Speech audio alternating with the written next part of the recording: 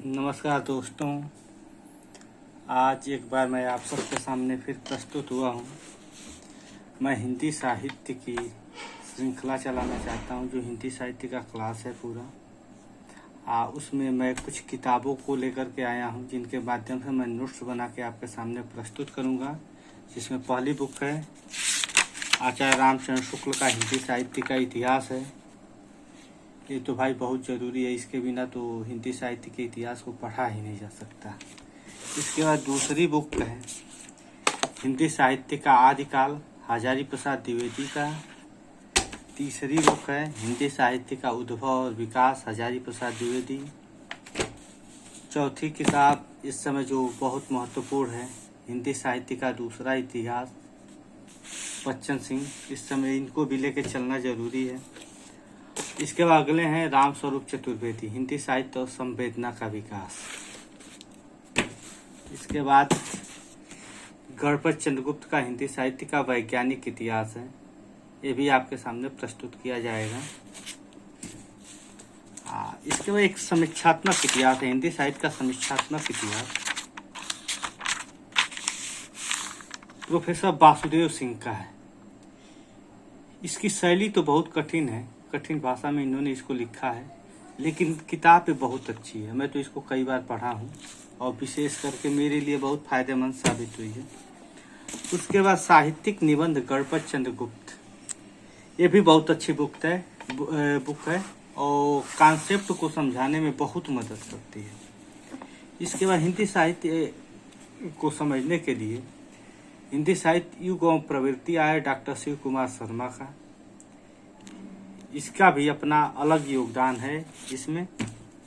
उसके बाद एक हिंदी साहित्य की प्रवृत्ति आया डॉक्टर जय किशन खंडेलवाल का है, इसका भी मैंने अध्ययन किया है। किताब बहुत अच्छी है और इसको भी मैं आपके सामने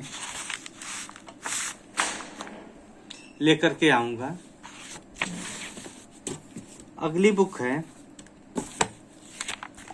हिंदी साहित्य का वस्तुनिष्ठ इतिहास है, डॉक्टर कुसुम राय का।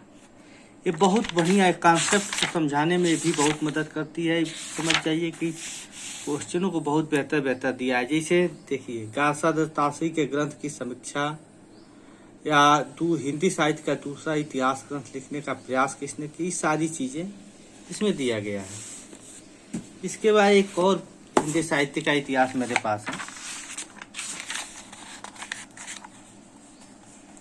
हुकुमचंद राज्यपाल का हिंदी साहित्य का इतिहास।